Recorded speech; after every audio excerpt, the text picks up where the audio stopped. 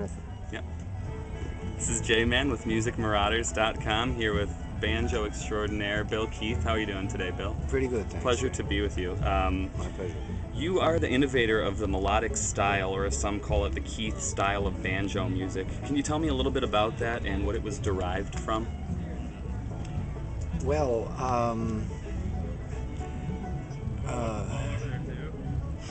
let's see. Well, if you're familiar with the standard or Scruggs approach to playing tunes, and it's a wonderful way to play melodies of songs, because there are not many melody notes per measure if you've got a song. Generally, there's 2 or 3 syllables in a measure, and each syllable will have to be a different note. But there's a lot of other notes in the measure. Now, if you compare a song that has melody of that nature to a fiddle tune, the melody is a whole lot denser in a fiddle tune. In fact, every note in the measure may be a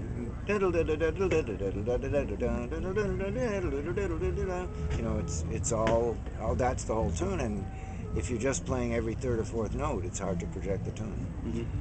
So it was in listening to a fiddle player who was playing a simple melody that I realized that I could duplicate that melody, not just simulate it. And it involved a pretty straight ahead Scruggs roll and a strange left hand position. And as I went further and investigated, I found that I could not only play the melody, but I was led to discover how to play the scale and an extended major scale.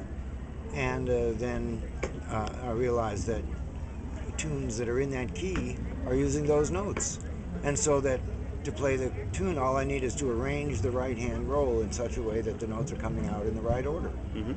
And that was sort of the trick on playing fiddle tunes, is some strange left hand position, and then not playing rolls like the Earl approach, forward roll, backward roll, that kind of thing. It was you had to just make your hand play the next note of the melody, no matter what order of the fingers that involved.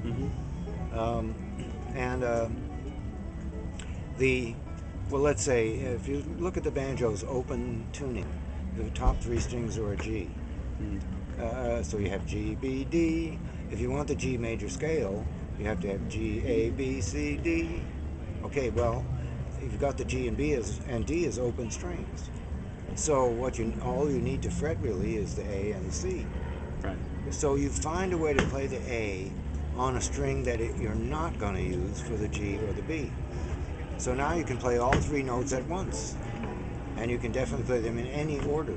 Da da da da da da da da da da da da. Any of the possible orders, and there are a bunch of them. And that's just the order of the fingers that determine that. So, and then between the B and the D, there's 1 note of the scale C.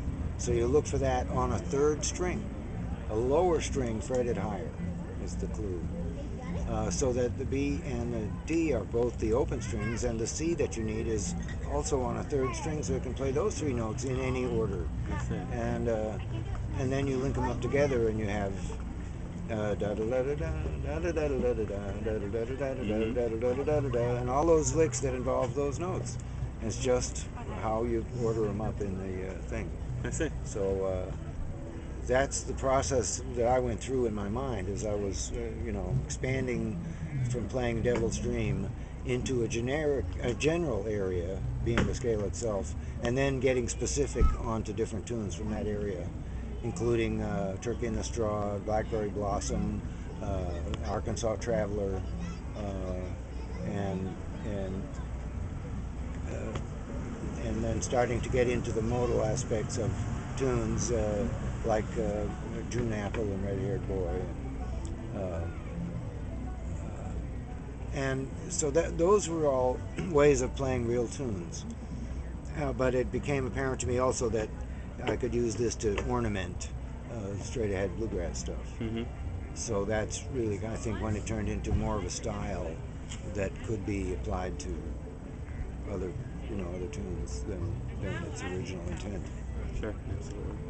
Can you talk a little bit about your time as a bluegrass boy and playing with Bill Monroe and kind of what that did for your career as a banjo player and a bluegrass musician? Yeah, well, of course, uh, I gave credit, have to give credit right away and point out, as we all know, that this music is or was Bill Monroe's proprietary music. Mm-hmm. I mean, the word bluegrass became generic after the fact. It was the Bluegrass Boys, and music played in the style of the Bluegrass Boys. Uh, and at the time, that was the only band playing bluegrass music. And of course, it was students of like Platt and Scruggs that adopted the style and went on to play it on their own. That became a style instead of a specific reference to the Bill and his band. Mm-hmm. So, to me, it was the height of honored and flattered and pleased to even be asked to join his band. It was a key turning point for me, and I learned a whole lot of stuff while I was with the band, which was only about a 9-month or 10-month period. But I learned and learned and learned just touring and playing, and not just how to play tunes, but what life on the road is like, and you know how the experience of driving all night to the gig, playing the gig, not finding a restaurant, driving all night the next night to get home, and then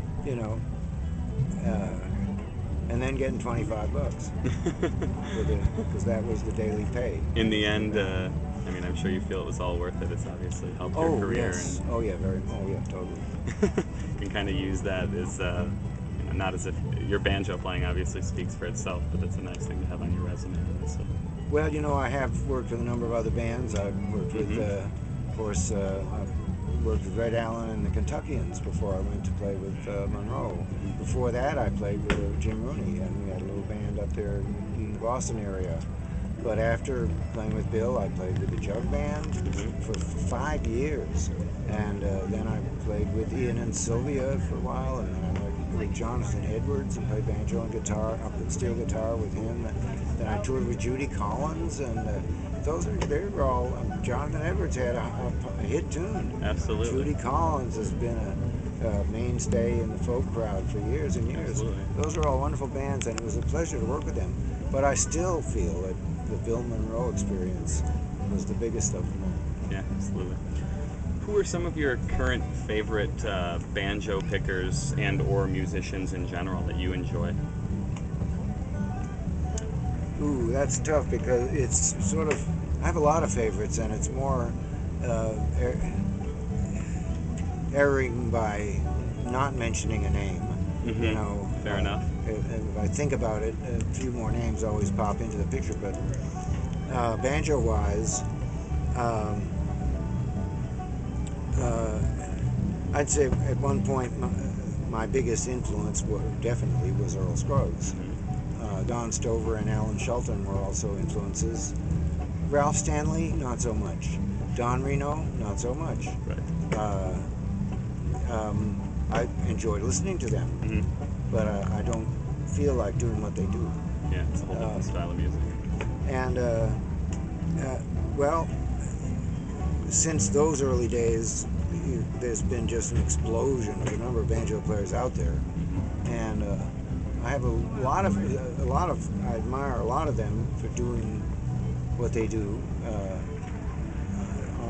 On a technical level, I'd have to say, there are very few that have reached the technical level, for example, that Bela has reached. Sure. I think Scott Vestal is one of those that is right up there. Noam Pikelny is another extremely talented player, wonderful improviser, wonderful technician, and very great guy. And a lot of those people that you just mentioned took what they are doing from your style. Yeah. To some extent, Yes. at least. I mean, that was the roots of, a lot of what those guys were doing. It was one of the roots. Earl Scruggs was another strong influence on all those guys. Sure. And also Don Reno, because they all Bela, Noam, and Scott Vestal, for example, all do exceptionally smooth single string playing Mm-hmm. and can shift in and out of melodic and single string unnoticeably, seamlessly. And that is a tall order, man. I mean, I do a little single string stuff, but it sounds so staccato to me because I can't get it as smooth. But I know when those guys do it, I can tell what they're doing, and it's very, very smooth. Yeah. So I think, I admire what Tony's doing, Tony Tushka. Mm-hmm. In a way, his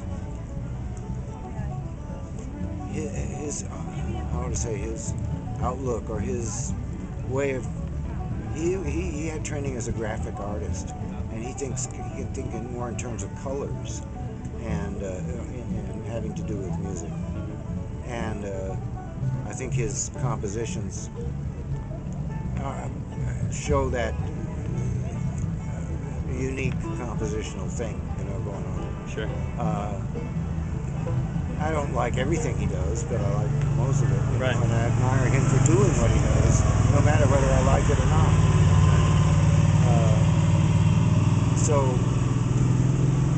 And I lived in Europe for a while, and I have some favorite players over there that nobody's even heard of over here. Is there a strong bluegrass base over in Europe? Is there a lot of string music going on that, is along those lines, or is it mainly different kind of string music, I guess, from bluegrass, would it be like? Well, bluegrass is quite well established in Europe, and for the last 5 years I've been going to the European World of Bluegrass, which is an event in Holland. They have bands from all over Europe, and they have a trade show and workshops and concerts and a band contest and a whole lot of social interaction. And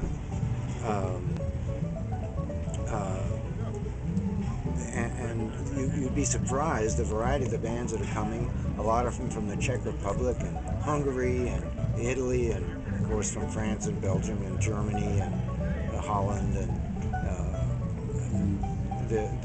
the band G2 from Sweden. Kind of started their thing at EWAB, and by winning the band contest there, they won the right to appear at IBMA. That's and cool. They started touring here in the States, and they're all here in the States now, and for 4 months touring, playing bluegrass around the States. That's great. And so yes, there's a big thing going on in Europe. It differs from country to country. When I was over there, things were cranking up in France pretty well, and then also a little later in Italy. For some reason or other, there's less interest in Germany, and I'm not quite sure I understand, because I think there's the German sort of technical way of thinking, which is partly language, as a result of their language. It should fit in well with bluegrass music. I don't think it's as popular there as I expected. But I've toured and given workshops in France and Italy and Switzerland and Sweden and Holland and Germany and Norway and in Finland. That's great. I didn't know that was going on over there like that. Yeah. That's great to hear. Well, Mr. Keith, I appreciate your time today. I appreciate you taking the time to do this, and I appreciate your contribution to the music that we all love. Thank you very much. Thank you for asking. It was a pleasure to be with you today. Great, thanks. Sure.